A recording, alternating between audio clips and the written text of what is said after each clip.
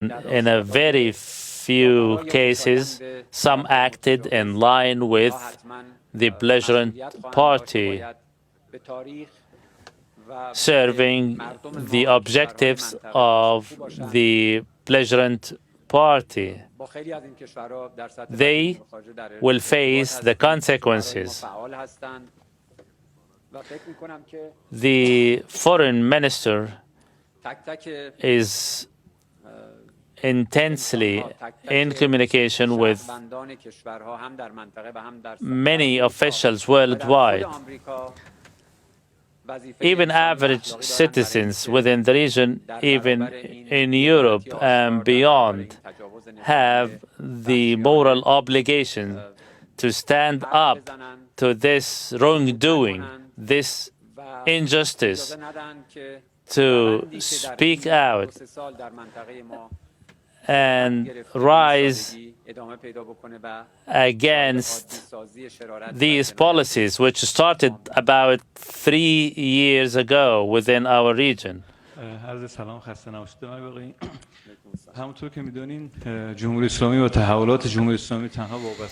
As you are aware,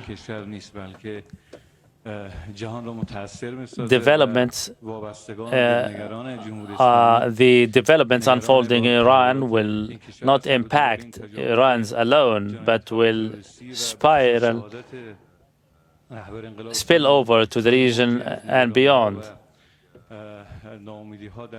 And following the assassination of the supreme leader, there are many concerns. And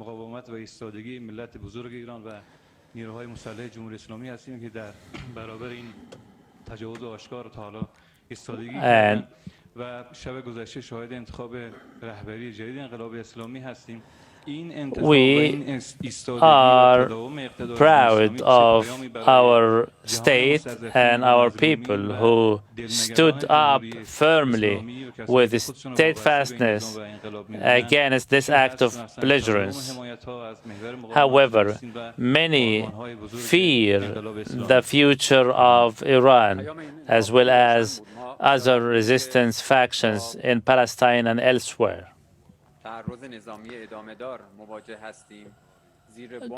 Despite the fact the military campaign, belligerent military campaign, is still underway, and despite the fact that the Council of Experts premises were targeted, which all represent barbaric acts, public institutions and government premises were also targeted. And recently, public services like fire brigade, police station, and other government sector installations, even the diplomatic police, whose mission is to protect and safeguard the diplomatic missions within Iran, they were all under attack. Despite all these violations, our message was clear. And you may have all watched all these crimes and all these violations. Even the diplomatic police came under a series of attacks. One assault was initiated, and while they were working on the scene, a second assault came in order, and I believe all these crimes must be documented.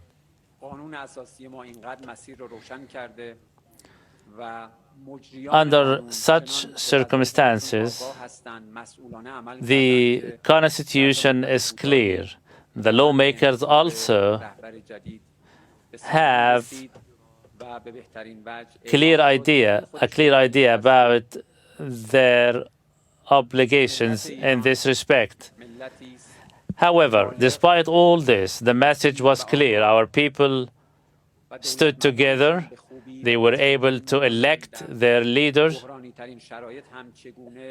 and not only the average common man, but also the Iranian officials are acting wisely in harmony in order to continue to undertake the affairs of the country. One last question.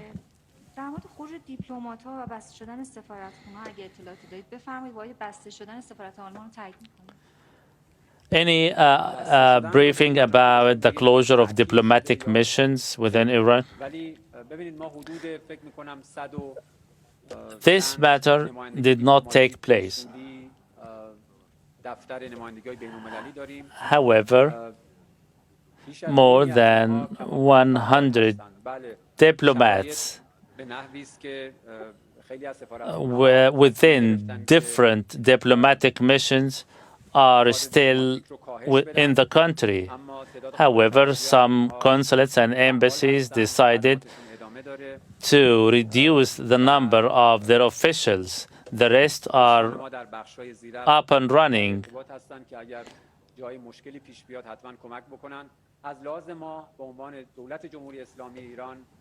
On our part, we are doing our best to maintain the security and provide the necessary protection to all these diplomatic missions.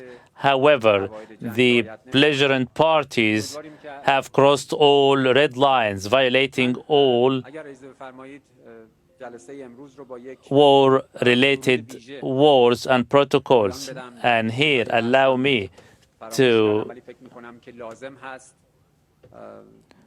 and I should have mentioned this at the beginning of my statement, we should send our greetings and we salute our armed forces personnel who are acting bravely with steadfastness, protecting our homeland.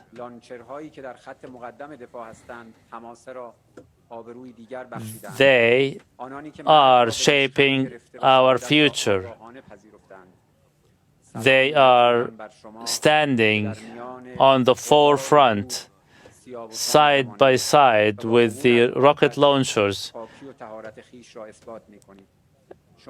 putting their lives in harm's way. To them, we say, you are the epitome of bravery and intrepidness. Our history has it that your sacrifices will never be forgotten. We are certain that you, the armed forces personnel, our brave armed personnel, will be able to force the enemy out.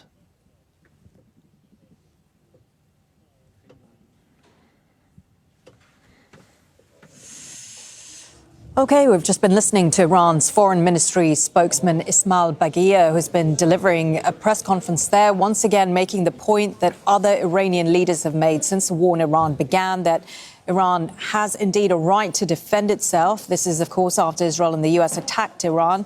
He went on to blame the United States for torpedoing those diplomatic talks that were underway prior to these latest attacks on Iran. He also criticized comments from US President Trump about planning to exert US influence over Iran, saying that the will of our people will define Iran's future. This all comes, of course, after overnight Iran named Mojtaba Khamenei as the country's new supreme leader. Let's bring in Toad Asadi, who is live in Tehran, who's been listening into that press conference. So, fighting talk from Iran's foreign ministry spokesperson there. What does this statement and, of course, the appointment of Mojtaba Khamenei tell us about the direction Iran intends to take in the days and weeks ahead? Well, according to what we heard from the spokesperson for the Ministry of Foreign Affairs, Ismail Baghai, whose press conference, the weekly one we just watched, we know that from the Iranian perspective, it is a clear message that Tehran tries to send out, and that is the system of governance. And on that, we've got the spokesperson to say that this is an indicative of the very fact that the system is working. And of course, quote unquote, he said the message of choosing a new leader was very clear. In the most critical circumstances, the government system was preserved. So Iranians are trying to interpret it as the continuation of the political establishment, and the fact that there is no sort of cleavage or discrepancy in that regard from at least the political establishment perspective, as we heard from different bodies in this establishment, from the military, from the army, from IRGC, from the presidency, from the Speaker of the Parliament, and a longer list of other bodies affiliated with the government and with the state coming out all to express their support to the new supreme leader of the country, seeing the very fact that he is going to be the person to have final sayings in many different aspects, specifically three important ones, and I want to emphasize. First, this is the trajectory of war. And of course, he is going to be the person to make serious, significant decisions impacting the course of war ahead. Of course, when it comes to foreign policy, still, he's going to be very much important, particularly seeing the controversies that Tehran has when it comes to West and when it comes to, in very particular, the United States. And of course, when it comes to domestic arena, where the country is dealing with a sort of challenge, particularly when it comes to the deteriorated economic situation that people are facing with. And Tawhid, he made several points, and we'll come to them in later bulletins. But what stood out to me was when asked about possible mediation efforts for a ceasefire, he said discussions of such a topic are irrelevant for the time being. This doesn't bode well for the future, does it? This is obviously a sort of echo of the same statement that we heard from different officials, and two important ones. First, the Iranian Foreign Minister Abbas Araghchi, as well as the Secretary for the National Security Council of the country, Ali Larijani, all coming out to say that under this circumstance, it's not the right situation to talk about any potentiality for the negotiation. And on that, we also heard exactly the same statement from the Iranian spokesperson for the Ministry of Foreign Affairs. He said that as long as military aggression continues, talking about anything other than a crushing response is going to be irrelevant. Of course, that is also could be taken into consideration with respect to the rhetoric that we hear from the military side in Iran. They are saying that they are ready for a long-time confrontation. They are saying that they are going to continue to strike back as long as the Israeli strikes and American strikes continue. And the reality on the ground, from what I can say, as we just witnessed and heard sounds of explosion across the capital, and we have been receiving reports about the continuation of the American and Israeli strikes, I can say the reality on the ground indicates that we are at a point far from de-escalation, and the rhetoric coming from Tehran diplomatically and in terms of military statements is quite clear indicative of that. Just another point that stood out to me, Tawhid, he talked about these attacks that have been taking place